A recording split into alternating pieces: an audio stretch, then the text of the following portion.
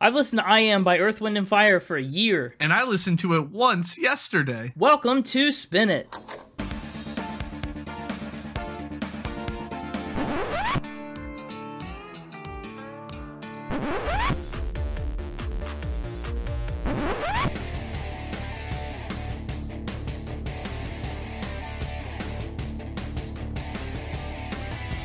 Hello, everybody, and welcome back to Spin It, the record ranking podcast for people who would rather be listening to music. I'm James, and with me, do you remember? It's Connor. It's you and I.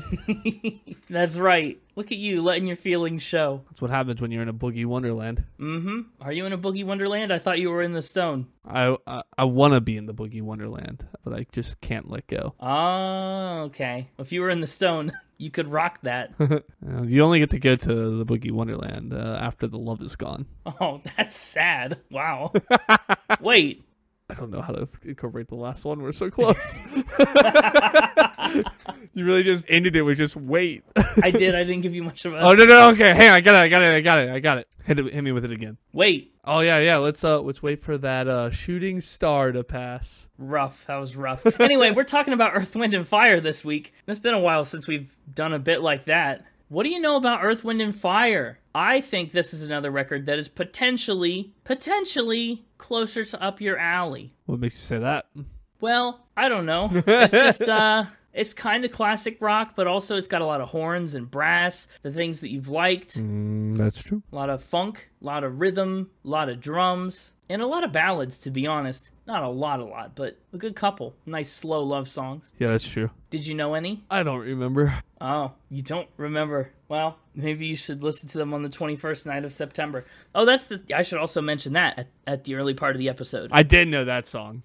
Yes, everybody knows September. So we're talking about the entire album I Am by Earth, Wind & Fire, but we're also at the end going to talk a little bit about September because James can't not. I can't not. It's true. This episode is coming out on the very first night of September, which is regrettably not the 21st night of September. You really screwed the pooch on that one. Well, but our closest episode would be coming out on the 20th of September. So if you had to remember the 21st night of September on the 20th of September, like that's as far away from it as you can get. Well, that's why you do it the week after. Well, but then it's like a week late. I feel like we've missed the 21st night of September. Yeah, so you gotta remember back. No, all the hype would have died down. So we're just doing the first night of September. It's comparable. But the reason we can also, I feel like, do that a little bit is because it was never actually on an album. It was a single, and its first appearance on an album was a greatest hits album. So I thought, let's just talk about I Am, which I really like, and then we'll throw a little extra September on there. But yeah, everybody knows September. Yeah. What do you know about Earth, Wind & Fire? If you don't remember whether you know their music, do you know anything about them? Because I honestly sure didn't, and even after I knew their music, I still didn't until I started looking into this episode. So I learned a lot this week. I really don't know anything. Well, perfect. You're about to know some things. Also, I mean, still not everything, but a little more. Earth, Wind & Fire is interesting because they're almost like this R&B dance funk collective, right? It's not really necessarily a set-in-stone band. There are dozens of members that they've had over the years, and at least 9 active members to this day, right now, which does not include their prolific horn section, which also kind of operates as its own separate entity and plays alongside other artists. So there's a lot of history and tradition and legacy in Earth, Wind & Fire, and it's really cool, and we'll get into it, but wow, it's neat. Are you ready? Ready to step into the time machine? Yeah. All right. What year do you want to go to? 2069. That's forward. It's only a backwards time machine. Oh, well, you didn't tell me that.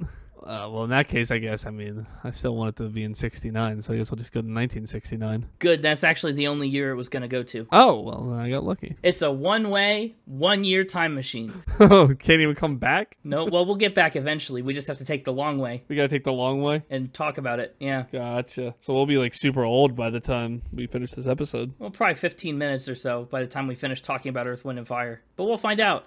Anyway, right now the year is 1969. Drummer Maurice White is tired of doing session work. He wants to write his own music. So he calls up his buddies, Wade Flemons and Don Whitehead, and they start writing music together a lot of which was for local TV commercials in Chicago, their hometown. Capitol Records starts to take notice of these jingle writers. A lot of jingle writers in our history, too. Isn't that such a neat gateway to music? I'm great at jingles. I'm sure you are. Can you make one up on the spot right now? Sure. Give me a topic. Give me a thing to make a jingle for. Earth, Wind, and Fire? Just, off the cuff. Here we go. Okay. Do. Earth, Wind, and Fire. Okay. I think that's pretty good. Hit me with another one. Another one? Yeah. What about water? Water is excluded from Earth, Wind, and Fire. Oh, okay. Here we go. Off the cuff. Do. Water. I think that's pretty good. Hit me with another one. Okay. What about the Salty Peppers? Ooh, the Salty Peppers. Yeah. Okay, here we go. I got a good one for them. Do. The Salty Peppers. That's pretty good. And that may actually have been the jingle that the band used when Capitol Records signed the trio as the Salty Peppers back in 1969. Do. Natural segue. It was pretty good. Yeah, right? I know. I think you should not quit your day job, but that's okay. I think I can make a lot of money just writing jingles. Yeah. I've got a ton of them. Apparently. An endless stream of jingles. An endless stream. All hits, no misses. No misses whatsoever.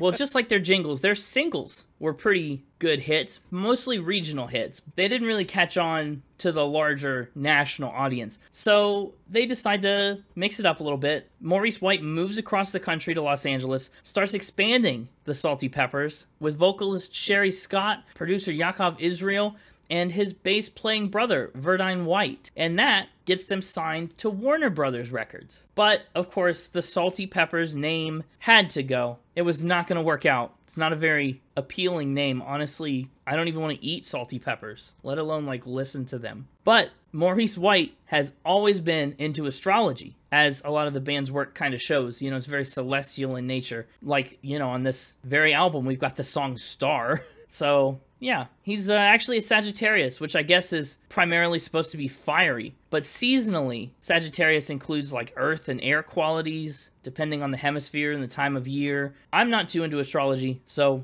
I'm mostly just parroting what I looked up about Sagittarius and why he decides to name the band. So he puts all three elements of that Sagittarius together: earth, wind, and fire. He says that's a great name, but guess what? The band is still not big enough. Auditions are open, so people start lining up. They bring in guitarist Michael Beale, woodwind player Chester Washington, trumpeter Leslie Drayton, and trombonist Alex Thomas. If you're keeping track, we're up to 10 members at this point. And they debut with a self-titled record, Earth, Wind, and Fire, in 1971 to rave reviews. They've done it. They've broken through. This record reaches number 24 on the Billboard Soul Albums chart, and it earns gold certification in France. Critics really love their vocal harmonies, their blend of styles. One Detroit critic, in an effort to try and find out how to classify the band, he called them Afro-gospel-jazz-blues-rock. That's where he landed. And honestly fair. I don't think there is a single umbrella that can really cover what Earth, Wind, and Fire does. I tend to agree. And this time I will. Well, good. Yeah, I'm glad you agree this time. So they're riding the wave. They're getting big. They decide to create a film soundtrack. They do a sophomore album called The Need of Love. It's still 1971. They're staying busy. And of course, the band expands and contracts some more. Members join, members leave. The collective starts to take shape as a collective kind of thing. One of the big things that happens in this time is the foundation of the EWF Horns, later known as the Phenix Horns, Phenix. Its earliest iteration includes Don Myrick on the saxophone, Romley Davis and Michael Harris on the trumpet, and Louis Satterfield on the trombone. It's the Earth, Wind, and Fire horn section. They're all obviously very proficient with their craft and their instrument, and they carved out a really interesting niche for themselves with these very loud, punchy, rhythmic brass parts in their work. I mean, you can hear a ton of that throughout this record, as well as, prominently on September. The horns tend to smack you right in the face, which I'm sure you loved or hated. Yeah. Oh, or loved. It was loved. Loved is good. They also start to incorporate instruments like the notorious soprano sax, the flugelhorn, and more. They branch out in their brass. Not to mention they really develop a penchant for well-voiced solos. A lot of people point to the one on After the Love Has Gone as a particularly impressive example. Anyway, the Phenix Horns originally would play with Earth, Wind, and Fire until 1987, when a newer horn section, confusingly called the Earth, Wind, and Fire Horns replaces them. In the meantime, they also worked very prominently with Phil Collins on his 1981 Face Value album, the one that we didn't talk about, but almost did. So, Earth, Wind, and Fire keeps changing, keeps releasing albums. By 1979, they've put out 8 studio albums and hit singles like Mighty Mighty, Shining Star, Sing a Song, Getaway, Serpentine Fire, and of course, the ever iconic September. And in 1979, they put out their 9th studio album in 8 years, more than one a year. That album is today's subject, I Am. At this point, to record I Am, the band consists of 9 members, which is a lineup that actually lasted from 1973 to 1981, and everyone kind of plays a little bit of everything. There's singers, there's kalimbas, drums, congas, synths, mini-moogs, guitars, brass of all kinds, a sitar, a saxophone. There's just a lot of talent and a lot going on with this lineup. Multi-instrumentalists and creatives out the wazoo. And I Am, of course, epitomizes that same kind of funk, soul, R&B, jazz, gospel blend that has defined the group really since their inception. More than half of I Am's 9 tracks were singles, 5 of them. After The Love Is Gone, Boogie Wonderland, In the Stone, Star, and Can't Let Go. And really, the singles performed great. After The Love Is Gone reached number 2 on the Billboard Hot 100, it earned a Grammy nomination for Record of the Year and a Grammy win for Best Vocal R&B Performance by a Duo or Group.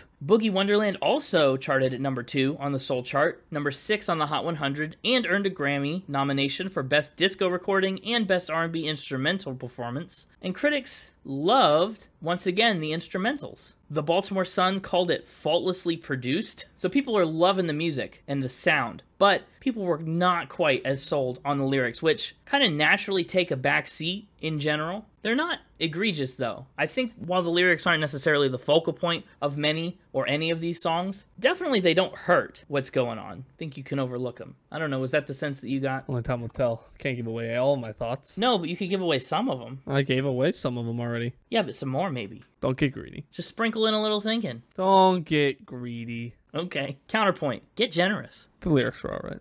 All right, solid thought. I can't believe that convinced you. Don't go asking for more. Not yet. We'll see. The well has run dry. Generosity is gone. Oh no, it's because there's only Earth, Wind, and Fire. We don't have any water. The well is dry. Well, we'll get there. As a whole, I Am would top the Soul album chart and landed number 3 on the Billboard 200. It would also perform pretty well internationally in Norway, the UK, Sweden, Japan, and Finland. Scandinavia really likes Earth, Wind, and Fire, I guess. Today, the album has been certified platinum in Canada, the Netherlands, and the UK, and in America, I Am has gone double platinum. Also a fun trivia tidbit about I Am, Steve Lukather from Toto is back once again, and he gets to play on this record a little bit. And actually, Toto's Steve Porcaro helped programming synthesizers. It's another record that Toto is all over. Heck yeah. Unreal. It's another Lil Wayne effect. Toto's been there all along. Yes, we didn't talk about Toto, like, at all, and then all of a sudden they're just everywhere. They've always been ever present. Toto forever. They've been busy. So after I Am, the time machine, you know, we're progressing. The band starts to shift with the times in the 1980s. They start to lean into more of the electronic side of music that's starting to develop then, from their 11th record onward. In 1984, Maurice decides to take a break. Earth, Wind, and Fire goes on hiatus for a few years. Members split up and work on solo projects, which include both recording and producing. White himself works on Barbra Streisand's record Emotion, Ramsey Lewis's Fantasy, and more. Ralph Johnson did some producing for The Temptations. The Temptations! Yep. Earth, Wind, and Fire got back together after the break in 1987. They've got their 14th record called Touch the World. They continued to make music and tour throughout the decades. In 2016, though, Maurice White passed away at the age of 74 from Parkinson's. He earned a posthumous Grammy Lifetime Achievement Award, and during the ceremony, Stevie Wonder and Pentatonix, both artists we've talked about in our 20s and episode 30, they came together and they sang That's the Way of the World in his memory. So that's very sweet. In total, Earth, Wind, and Fire would release 21 studio albums in the span of just 4 decades, from 1971 to 2014. There were also more than 24 compilation albums put out of the band's greatest hits, 4 of which charted as well. They continue to tour to this day and honestly probably still will for a long time to come. And I would love to go see them sometime. They actually did a tour, I want to say not long ago, but it's probably been a while, but they toured with Chicago and like co-toured. I think that'd be a great show. So if they ever do that again, I'll go. Well, you know who else they just toured with? I remember hearing about it, but I forget. All right, we talked about how we're in our moon era, right?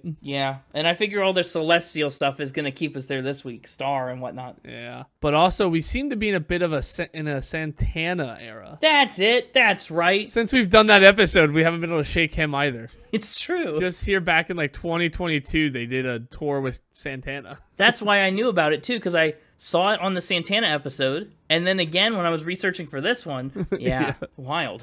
Well, EWF, their legacy and their impact on music has been immense. Covers of their music have been made by Whitney Houston, Taylor Swift, Kirk Franklin, Chicago, like we just said, Winona Judd, Shaka Khan, and more. Their work has been sampled by Drake, A Tribe Called Quest, episode 6, Snoop Dogg, Public Enemy, The Roots, Tupac, Jay-Z, Big Sean, and more. And plenty of people claim Earth, Wind & Fire as a significant influence, including Beyonce, 96, we talked about her in episode 96, Prince, the All-American Rejects, Outkast, Usher, Pharrell Williams, and more.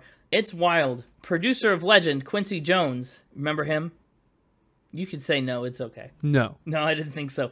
Quincy Jones, the producer that worked with Michael Jackson and all kinds of other people, he said he was the biggest fan of Earth, Wind & Fire since day one. And as for their accolades, you know, let's group it up here. Let's start with Halls of Fame. They got into the Rock and Roll Hall of Fame in 2000, the Vocal Group Hall of Fame in 2003, the NAACP Image Award Hall of Fame in 1994, the Songwriters Hall of Fame in 2003. They got a star on the Hollywood Walk of Fame in 1995. Berklee College of Music has conferred honorary doctorates to Maurice White and Philip Bailey. That happened in 2008. And as for their straight-up award wins, they've got 4 American Music Awards on 12 nominations, 7 Grammys on 17 nominations, including those awards for Shining Star, Boogie Wonderland, After the Love Is Gone, and more, plus a Lifetime Achievement Award in 2016. And in 2011, they earned a Soul Train Legend Award. In 2019, September earned its spot in the National Recording Registry for its historical and cultural significance. And they also have some very unique awards that I believe are firsts for this podcast. In 2012, Earth, Wind & Fire earned a Lifetime Achievement Award at the Trumpet Awards,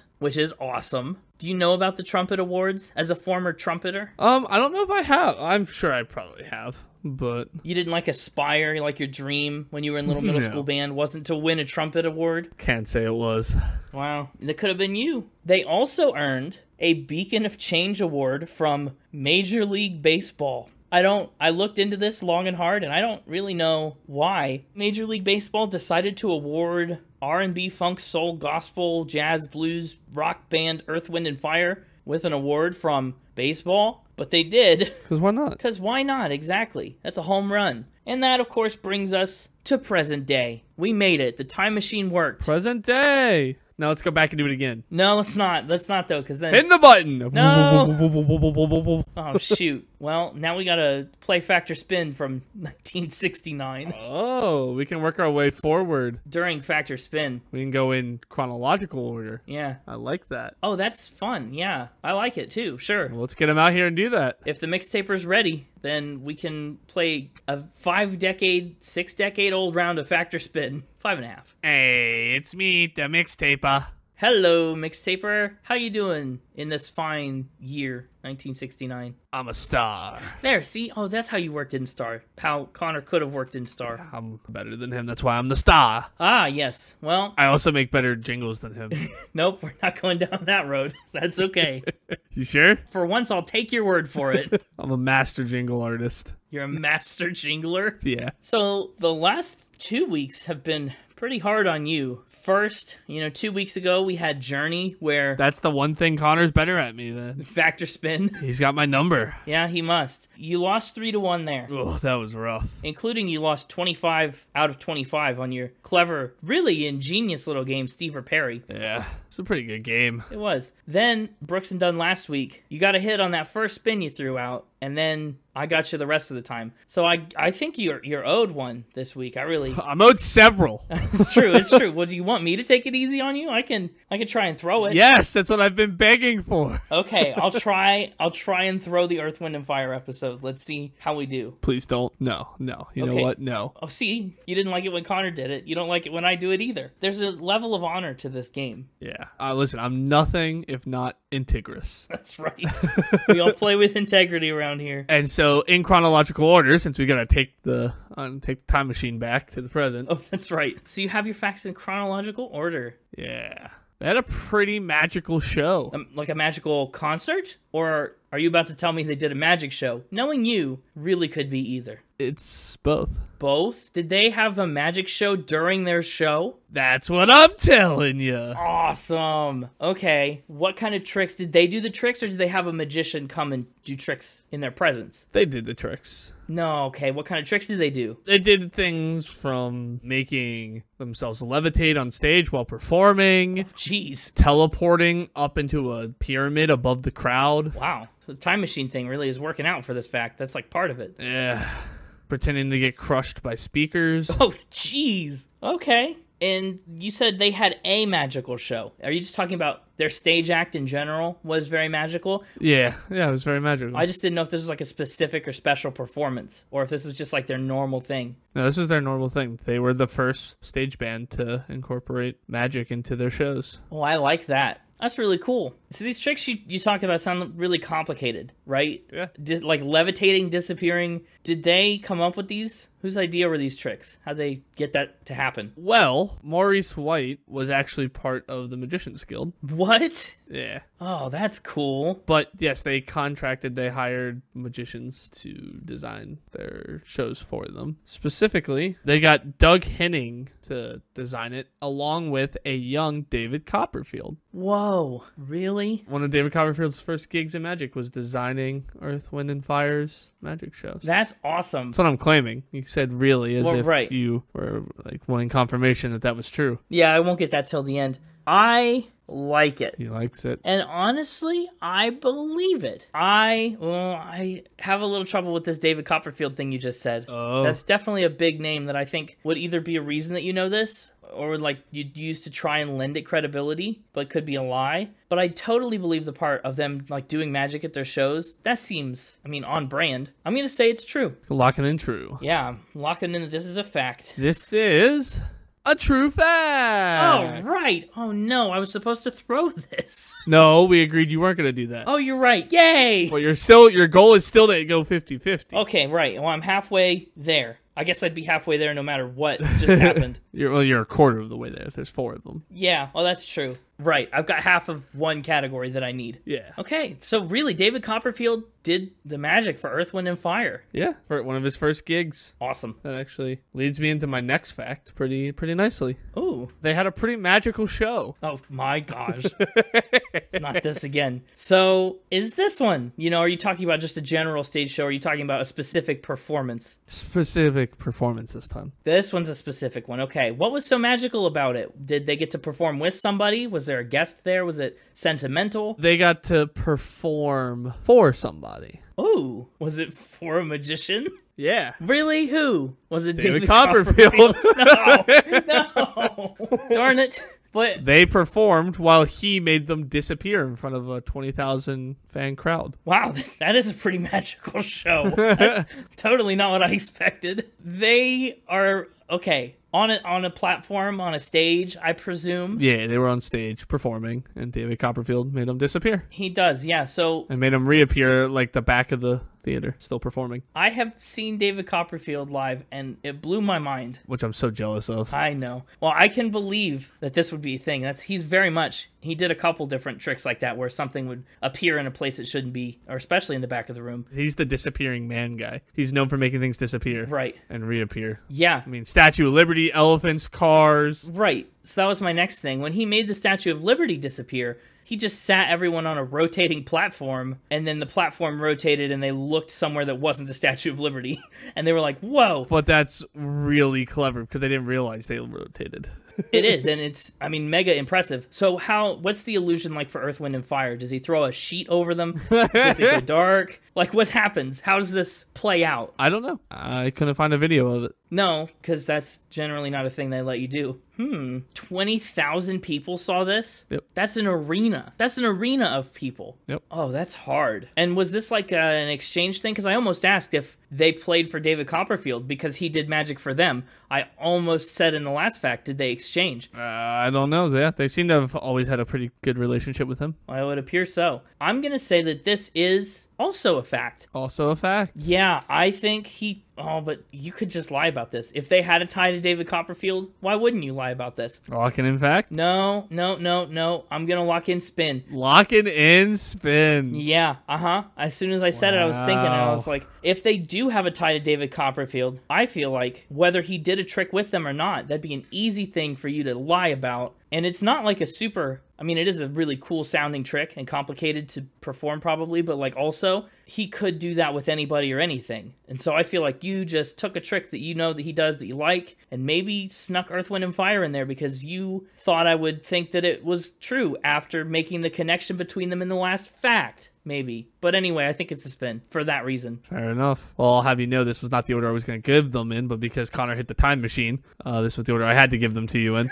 Oh. Regardless, this is a true fact. Oh, I thought you were trying to pull a fast one on me. Talked yourself out of it. I did. Well, I believed everything about it except that you told me. if it had been in the other order, I probably still wouldn't have believed it, maybe. Or I wouldn't have believed the next one. I don't know. This would have played out the same either way. Fair enough. Well, now you're 50% of the way to there. You're right. I like the magic fact. That's good. I wouldn't be surprised if it continues. You mean with fact number 3, which is they had a pretty magical show? Yep, I knew it. A pretty magical show. Awesome. Are you talking about a specific performance? Yeah. I was going to say they almost all have to be about specific performances now since you've spoiled the general magic. Well, this was a series of performances, I guess. When did the David Copperfield thing happen, by the way, as far as the time machine goes? When he was still working for them. Oh, wait. This is as he was transitioning into being his own performer, but he was still like working with them. So that's why they had the connection. Right. So the people are like, so 20,000 people are there to see Earth, Wind, and Fire? Yeah. And he's like, and David Copperfield walks out and says, hey, I'm their stage tech, also a magician, watch this. And then all of a sudden, nobody can see Earth, Wind, and Fire, who they're there to see. And they're like behind them. I'd love to imagine that's how that went, but I'm sure it was a little more like they've been doing magic all show and then he comes out and he gets his thank you and then gets to do a trick or something, you know? It's probably something more like that. Oh, that's true. Okay, you're right. That makes a lot more sense. But I don't know. My brain sometimes immediately jumps to the most illogical way that things could play out. Understandable. Anyway, so this is another specific performance, another magical show. What makes this one magical? Well, what's not magical about ice skating? Okay. So they performed on ice skates? Yeah, Earth, Wind, and Fire on ice. I love that because it incorporates the water element that's been missing from their name forever. Oh, it does. I'm skeptical of how big you reacted to that. Feels like you already at least knew that was the case. I'm playing mind games with you. Yeah, Earth, Wind, and Fire on ice. Awesome. Is this like a tour that they do? Well, this was a limited run performances they did. Okay, like a residency kind of thing. Yeah. Did they know how to ice skate? Did they have to learn? They didn't really do much ice skating, from what I gathered. Oh, they just stood on the ice? It's literally just Earth, Wind, and Fire on ice? They had a piano and some horns and, you know, they stood on ice. It's like the Disney on Ice, you know, sometimes they're not all on skates. They're on like things that move around. No, because some of them are Lightning McQueen. That is pretty magical. How long did this run and how many tickets did they sell? Don't know how many tickets they sold, but it was a month-long residency. Where? Ask me when. Okay, when? 1981. Okay, good. The time machine's working. I don't really, I guess, no. Where do they do Disney on Ice when it's not touring? I don't think they do. I assume it does it somewhere. I think it tours and then it doesn't. Maybe they traveled and did it for a month. I don't know. I just assumed it was all in one place. Maybe it is. I don't know. So Earth, Wind, and Fire on ice. This is funny. This is too funny. Too funny. So funny. This is either a really clever marketing ploy or a total lie? Or just a total lie. What's it going to be? It's the ice thing. It's Earth, Wind, Fire, and Water. I think, you know what you did with the Yes episode where you said, I need to get him to believe they changed their name to No? And I got you. I feel like on this one you're going, I need to get him to believe that water is a part of it. Yeah. Okay, fair enough. So you're locking in spin. Yes, you got me, and I'm not going to get God again. I'm going to lock in, but I'm halfway to 50-50. I can still afford to miss one. I think this is a spin. Going with spin. I think Earth, Wind, and Fire on Ice is bogus. You made it up because you wanted water. The well was too dry, and we needed some kind of ice. That's your final answer. Generally, that's what locking it in means. Yeah, well, I gave you a key just in case. Sometimes you ask me if I'm locking it in a couple different times, but then you give me the opportunity to like unlock. Yeah, I'm a generous jailer. Awesome. I love that phrase. The generous jailer. This is a spin. I knew it. And is it because you just wanted ice in there? You wanted another element? No, it was another fan challenge. Oh. When I asked for spins for this one, they said find a way to incorporate water into their name. And I was like, I can't go directly water. That's too obvious. So I'll go ice. Make it a little clever. Awesome. That was really clever. I love that. That was awesome. Great challenge. But yeah, that brings us to our last one. Any guesses? They once lost their seat on a plane to They a hat. once lost their seat on... No, they had a pretty magical show. Oh. I just... it could have been. Yeah, it could have been. Imagine. Maybe that's what the magical show was. Again, an individual show, or I guess small, limited series of shows? No, this was one singular, not even really performance. It was like a one singular song, I guess. Oh, just like an appearance. What happens? What's magical about this one? Well, so this is what I would have done third, and then I would have ended with Earth, Wind, Fire on Ice. But, time machine. So we had to end here. So we're back with David Copperfield. Right. He's back. It's really thrown you off. Oh, he's back. The man, the myth, the legend. He's been there their whole lives. Really, though? Because we're jumping pretty darn far into the present. How far? How present? To 2019. Oh. All the way from 1981 to 2019. I wasn't paying attention to your monologue. Did you mention their 2019 Kennedy Center honors? Actually, I don't think I did. Their list of awards was pretty extensive, but I don't think I mentioned the Kennedy Center. Yeah, David Copperfield's the one that honored them at the Kennedy Center in 2019. Oh, that's cool. So he's the one that presented them with the honors? Yeah. And it's a performance, an appearance. Did they play anything? Yeah. The three surviving members at that point, after the honors, they performed a song with David Copperfield. What was the song, and what was Copperfield's role in it? Boogie Wonderland. Boogie Wonderland. And did he do tricks during it? Did he sing? No, there was no magic in this one. What's he doing? And he played the conga drums. Oh, that totally subverted all my expectations. So this time the show is magical because a magician played in the band. Yeah, how the turns table. First, they're the magicians. Then they are acted upon by a magician. Then the magician enters the band, but doesn't do magic. It's the circle of life. The linking ring of life. Has he performed with them before or since? Is this like a true one-time thing? I don't know if he performed with them at all. Probably not. Cannot say one way or the other. Sure. Shoot. I should have, for some reason, asked him about this when I saw him. Well, now you can just have to go back. Good thing I have a time machine. I think it's almost too simple to be true. I feel like he could have presented them the honors. But then perform? I feel like, him performing, maybe it's just a bridge too far. I think I'm going to say this one is a spin. Locking it in? Yes, please. Want to take the shackles off? Maybe have some dinner and pie?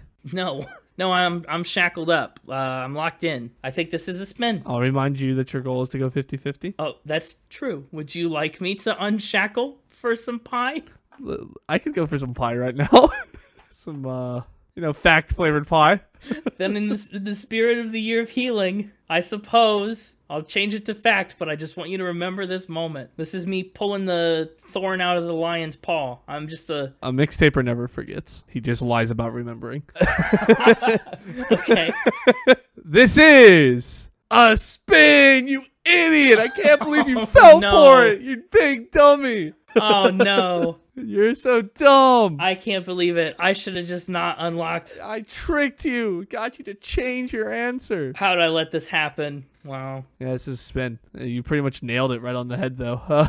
He gave him the honors and told a story that I don't know if it was true or just like him telling a joke about playing the congas with them during Boogie Wonderland when he worked with them. Oh. Okay, so you might have got spun on yourself. Yeah, well, I couldn't confirm if that was just him telling a funny joke or if it was real or not, so I just decided to make it a spin by moving up the timetable, time traveling it to 2019. Sure. Well, great. That brings us back to the present, and we did it. 50-50. I got you that split week. 50-50, naturally. And I played almost as hard as I could have. Didn't hold back at all until I had no choice. Until ever. Ever. Well, with that, all that pie talk made me want real pie, so I think I'm going to go get some rhubarb pie. Rhubarb pie? Okay. I feel like there's lore behind that, but I don't remember. Go enjoy your rhubarb pie. There's not lore behind that, that I'm aware of. You just like rhubarb? I don't plan to eat it. No, I hate rhubarb. I'm actually allergic. What do you plan to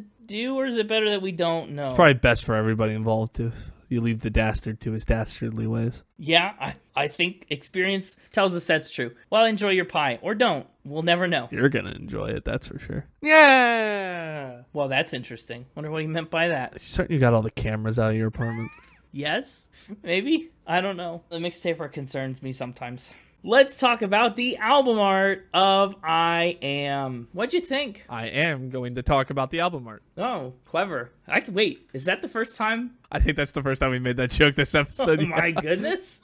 Wow. I'm impressed. I'm honestly proud of you. I'm honestly a little impressed and disappointed in myself at the same time. Yep. The feeling is mutual, but about you still.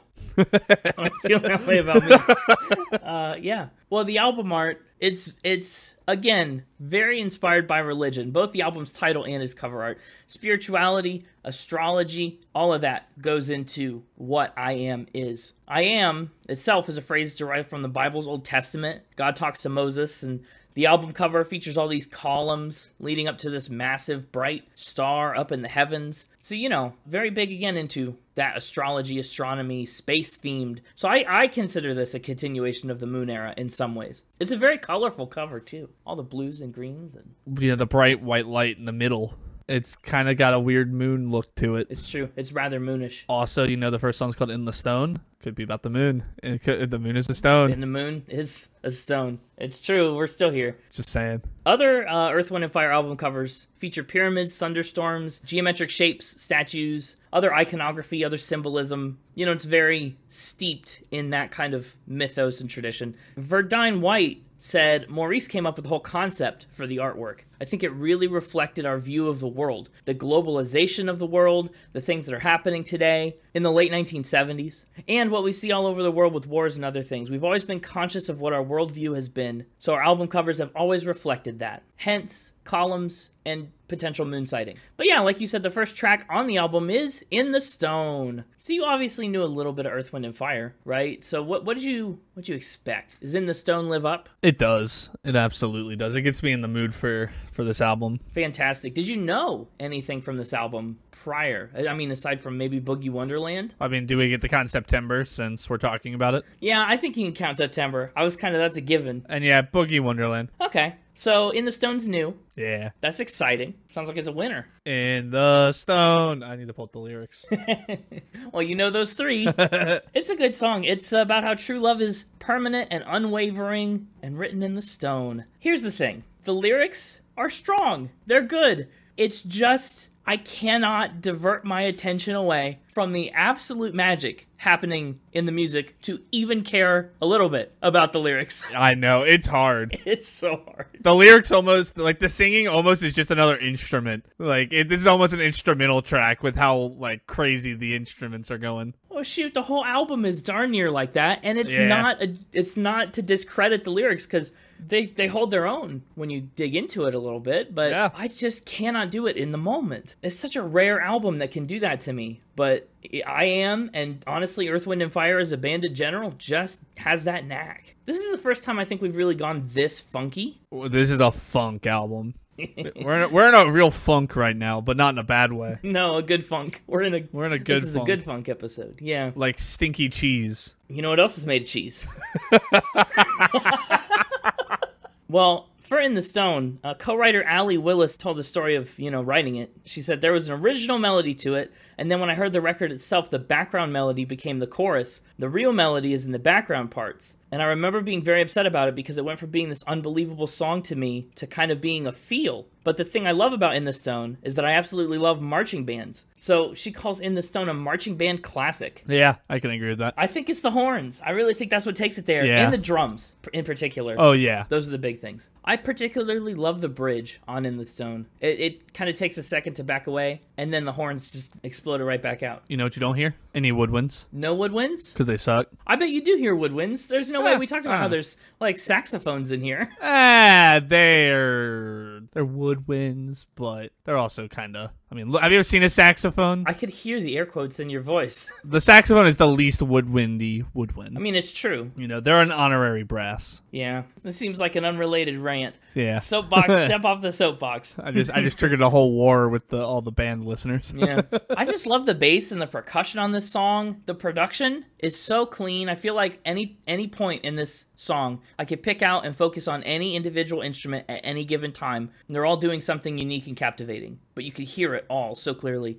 It's, I think, darn near impossible to listen to this song and not be into it. Cool. I know, right? And believe it or not, In the Stone is honestly a slower groove compared to what's next. And that is Can't Let Go. Can you let go? I can't. I didn't think so. Because it's in the stone. Just can't get it out. Can't get it out of the stone. Can't let go. It peaked at number 12 on the blues and soul charts in England. And it's all about how the speaker can't let go of a love that grows. It's healthy. We're thriving. Honestly, yes, write it in the stone. Hold on to it. It's such a great song because it explodes into existence with this quick punch from the brass again. Yeah. This is an interesting one, too. This is a 3.5-minute song. There are 7 choruses in here. 7. Yeah. It's like twice a minute. Yeah. What do you think? Is that too much? No, actually. I was hoping you'd say that. But again, it's because I'm really not paying that much attention To the words, I know, just to the groove of it. You get into the flow, and it just takes you. One of the things I think about Can't Let Go, I mean, comparatively in the context of the album, it has a lot more energy than In the Stone, but I do think it has a little less atmosphere. It's fun, and it's funky, and it's groovy, but I really feel like In the Stone has a little bit of that extra special sauce, Yeah. But what a great second track. I feel like I could listen to it on just loop. I mean, you think 7 choruses isn't too much? Put this song on repeat and see how long it takes me to get tired of it. I wonder how long that would be. To be honest, it feels evergreen. I know what we're about to do after this recording. Yeah,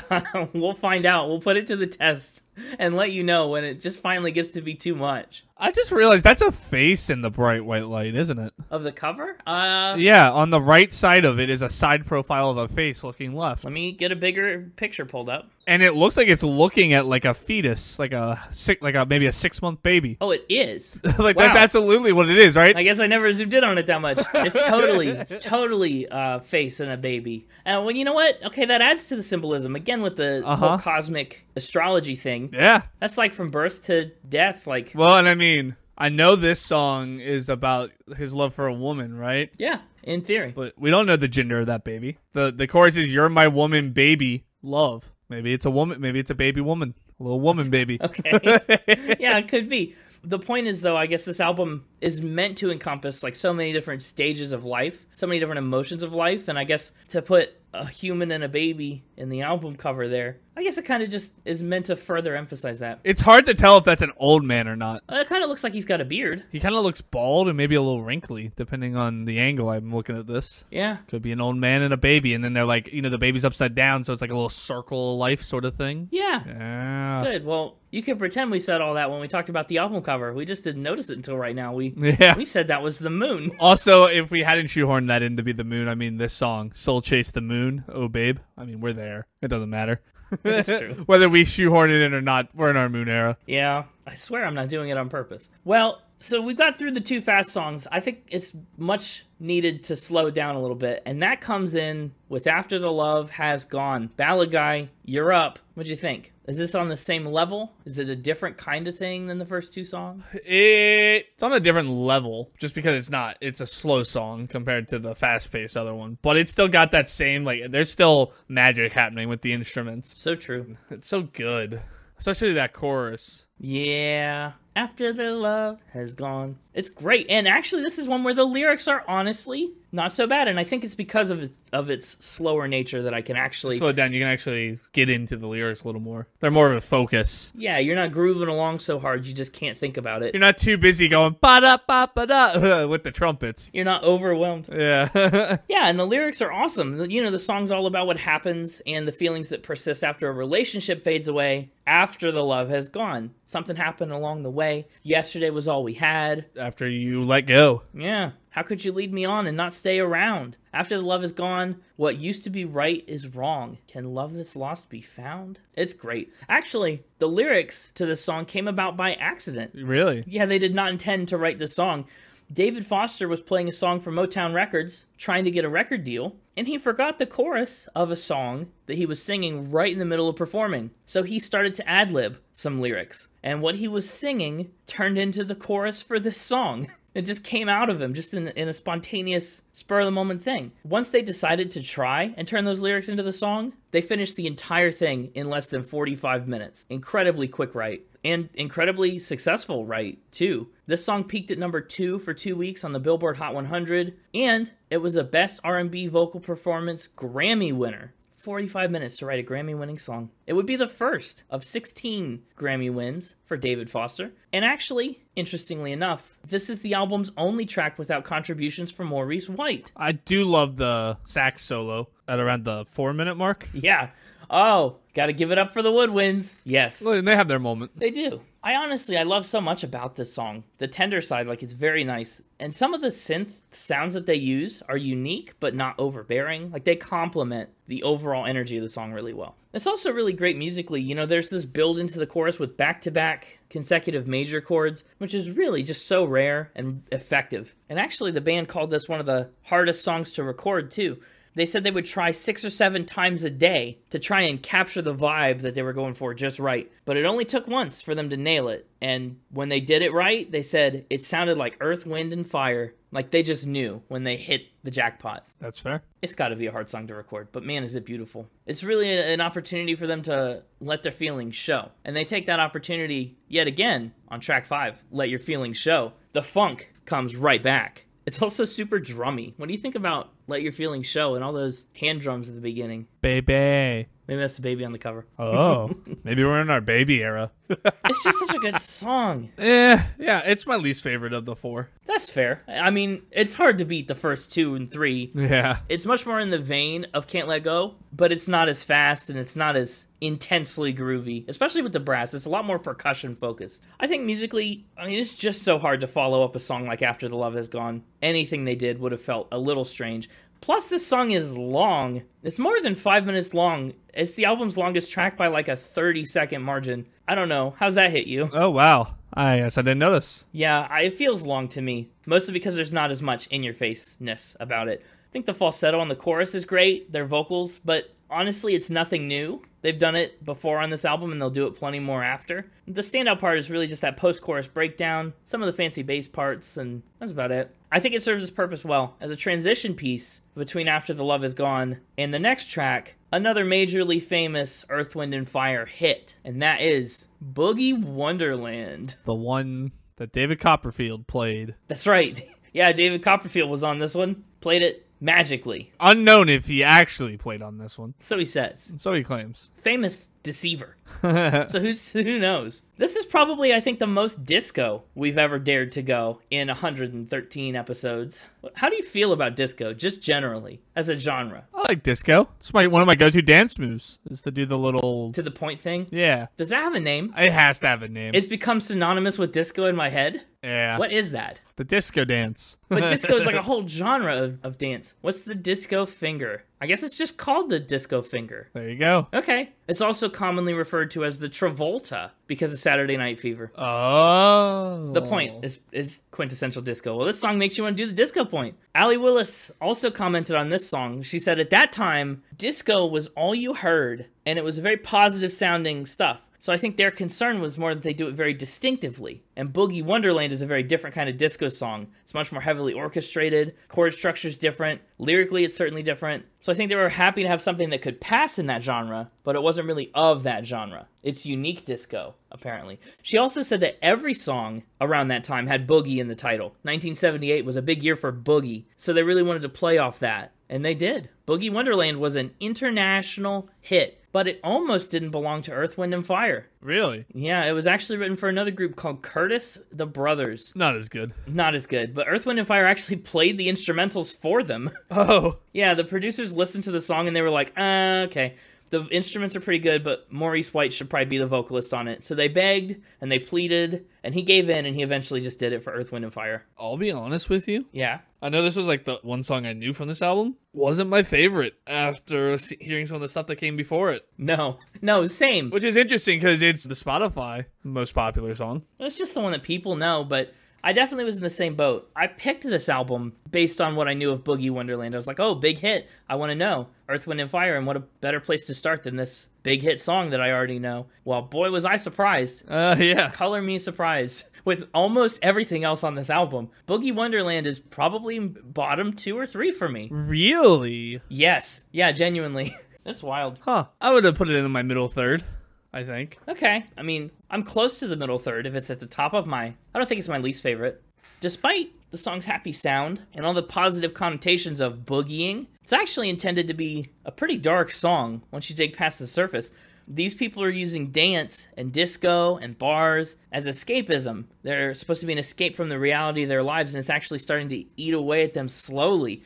And again, the funk is just so strong that you get swept away from the lyrics almost right away. You never really pay attention, and I guess that's kind of a subtle reinforcement of that theme of escapism, using music to get away from your problems. But listen to the words. Midnight creeps slowly into the hearts of men who need more than they get. Daylight deals a bad hand to a woman who has laid too many bets. The mirror stares you in the face and says, baby, it don't work. You dance and shake the hurt. Which means dance, Boogie Wonderland, gets really dark. Like he's being transported, and it feels like they're just stuck in this trance state that you can't get free of. And it's wild.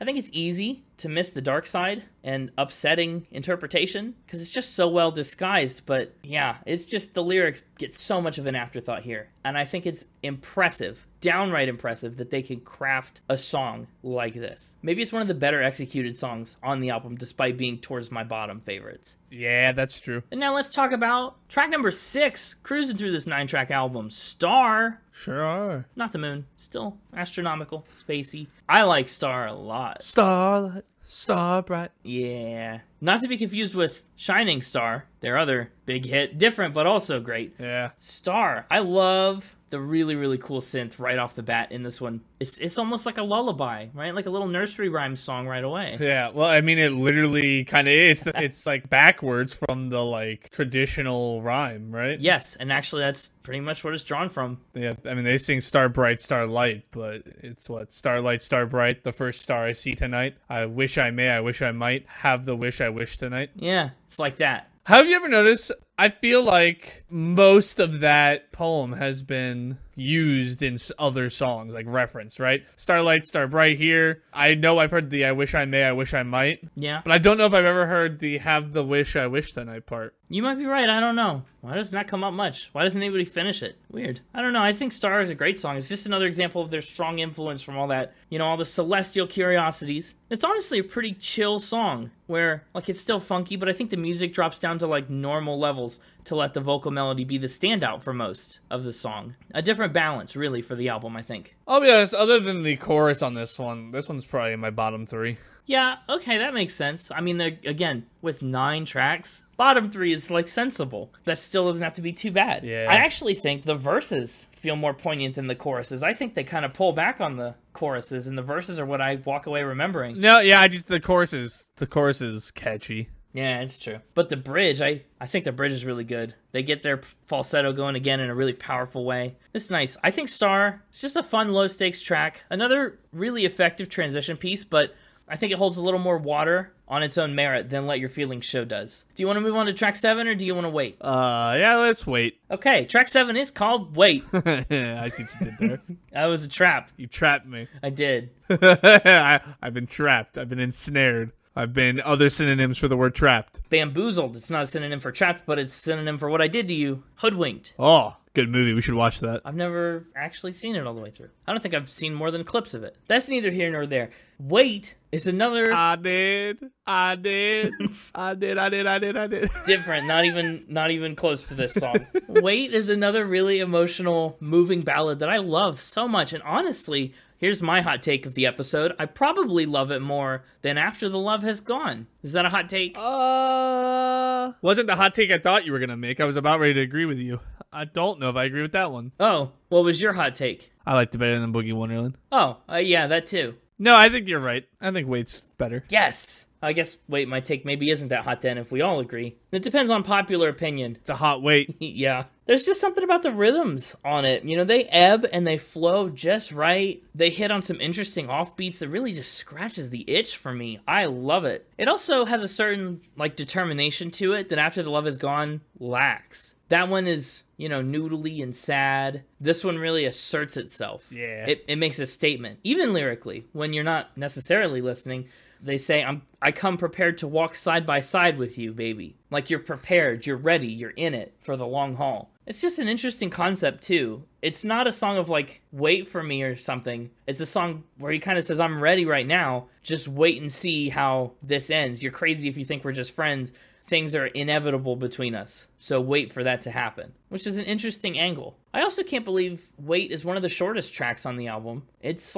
barely 3.5 minutes, but it's so packed full of passion and moments, and holy key change, Batman. The end of this song goes off the rails, and I love it so much. We don't get many songs with key changes in them now. I mean, we talked about it. I know on Barry Manilow for sure there were some key changes. In Michael Bublé probably. But I don't know if there have been too many since those. Yeah, I don't know. And of course, on any album by a band as instrumentally prolific as Earth, Wind & Fire, it's always awesome to have an instrumental track in there, and that instrumental comes in the form of track 8, Rock That. I think the instrumental, honestly, this album needs it, because they've just been stellar throughout. They deserve, I think, a major moment in the spotlight. The horns, the brass, the drums, everything comes out to play on Rock That a little bit. I do think, okay, I'm taking stock. I'm starting to order all my tracks now that we've narrowed some things down. I think Let Your Feelings Show is my number 9, my bottom. I think Rock That is next to it. Yeah. There's a part of this song I really love, but... Well, part's not enough to carry it, necessarily. Yeah. But also they introduced some prominent electric guitars here, which is kind of cool and unique, I think. I know the band has had guitars there all the time, but they're never as in the spotlight as they are on Rock That. I think it's great. Oh, but yeah, I've got to continue reordering my album. At the bottom, Let Your Feelings Show, then Rock That, then Boogie Wonderland, then it gets a little harder. It does. Probably Star, then After the Love Has Gone, then Wait, In the Stone, You and I Can't Let Go, maybe? I think I'm okay with that order, I don't know. It's tough at the top, but anyway, at the end of Rock That, we get a nice smooth transition into You and I, another song that I love. You and I kind of walks a fine line between a straight up ballad and a disco groove for me. I think it's a really nice midpoint for the album that leaves us with a little tiny bit of everything we've touched on so far for the record to bring it to an official end. You and I is a good song. I like it. It ends the record in a satisfying way. Totally. I think it's because it walks that line well. It brings us back to that horn-centric vibe that the start of the album had. It's got that catchy hook, You and I. Yeah. And I think it also incorporates a lot of elements of previous songs, like the key changes, like the fun trumpet blats of Can't Let Go, like the hits and the rhythm of Wait. It's interesting. It's a little all over the place, and I like it. There are some really fun, major sevenths in You and I musically. I would almost call it my favorite. It's in the running. Really? It's in the running for my favorite musically. But I don't know if I can say definitively. There's just a certain fluidity in the key changes and the rhythms that's really smooth in a way a lot of the other songs just aren't. I just like it a lot. It's two people living together, grooving forever. And, Also to the point, sometimes it's good that we don't focus on the lyrics so much. Living together, grooving forever, that's a little bit of a drop-off in quality compared to some of the other things we've seen. But there are also moments like really, really interesting lyrics buried in here. We must trust the dark for showing us the stars. We must trust the rain and open up our hearts. So it's like a total mixed bag. But yes, it is a great end to I Am the album. But we're not done yet. Like we mentioned at the very beginning, we've got one more song to talk about. Like I said at the beginning, I figured we couldn't do an Earth, Wind & Fire episode on the first day of September and not talk about one of their biggest songs of all time. That song, of course, is September. And I think I already mentioned, but just as a refresher, I couldn't pick an album that had September on it because the song was just a single. Yeah. It first appeared on their 1978 Best Of compilation album. I thought about it. I really just thought about doing the Greatest Hits album and ranking that, but I really don't love... Wow. I know, I don't love ranking Greatest Hits. I think it skews some of the scores. I'm dancing in my chair right now. To September? Yeah. It'd be weird if you weren't, I guess. But yeah, it's a great song. It was a huge, huge hit. I've got a lot of stats about it. It charted in more than a dozen countries around the world, hit number 102 on Billboard's Global 200 chart, and has gone more than 6 times platinum in the United States alone. This was actually, once again coming back to comments by Allie Willis, it was the first song she co-wrote with the band, and she knew right from the very first guitar riff that it was going to be a hit. It's another happy song, unabashedly so, like overflowing with joy. But according to Maurice White, the idea for the song actually came about while he was in a Washington, D.C. hotel, and he heard a lot of protests going on below his window. And that's kind of what he says he based the song on. What's your favorite part of the song? Ooh. I'm in the chorus. How do you not love the Bada-ya? Nah, you have to. It's true. And actually, yeah, that is the lyric. I've heard a lot of people say a lot of things in place of Bada-ya, but that's what it is. It's a nonsense lyric. Wait, do people think that's supposed to be a word? I've heard people try and fill a word in there. But Willis said, I absolutely could not deal with lyrics that were nonsensical or lines that weren't sentences, and I'm exceedingly happy that I lost that attitude. She said, you cannot leave Bada-ya in the chorus. That has to mean something. Maurice said, no, that feels great. That's what people are going to remember. We're leaving it. And they left it, and it's great. She said, the main lesson that I learned from Earth, Wind & Fire was never let a lyric get in the way of a groove. Oh, yeah. Which is, if that's not the lesson that you've learned from this entire album... That's just a perfect little chef's kiss tagline for this whole album. I know, which was why I was so happy that I found it to talk about in September. Don't ever let the lyric get in the way of a groove. Just let the groove. Let the lyrics come later. You know what? Let's just remove lyrics from your score ranking spreadsheet altogether. Replace it with groove. Well, I wish, but I can't quite do that. Do you remember the 21st night of September? Yeah. Yeah? What were you up to? Well, it was a 21st night of September. Yeah, it was. It was a dark and rainy 21st night of September. Well, I don't know if it was dark and rainy. I just know it was a 21st night of September. I remember it well. On the most recent 21st night of September, you might have been listening to OK Orchestra by AJR. We were getting ready to record that episode on the 22nd. Ah, yes, I can see it clearly now on the 21st night of December. Not December, September. It's different. Santa was gearing up for the holiday, which I guess he might have been doing in the 21st night of September too, because... I actually said that because I was staring at the lyric that is, now December, found the love that we shared in September. Yeah, it's funny.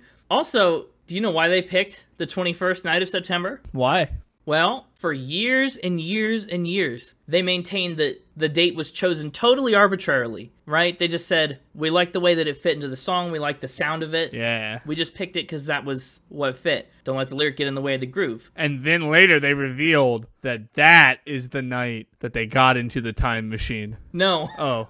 No, but there is actually, people just thought that that was what it was, but there really was significance to the date. In 2018, literally decades and decades after the song came out, Maurice White's widow revealed that he picked that date because it had been the due date for their son. Oh. It was like a secret little message hidden in this song. How cool, right? And now it's become iconic. You know, Verdine White has talked about the song's lasting impact on that date. He said people are now getting married on September 21st. The stock market goes up on September 21st. Every kid I know that's in their 20s, they always thank me because they were born on September 21st. And people even refer to the day as Earth, Wind, and Fire Day in a lot of places, rightfully so. I just love it. September is great. It would top everything on I Am for me.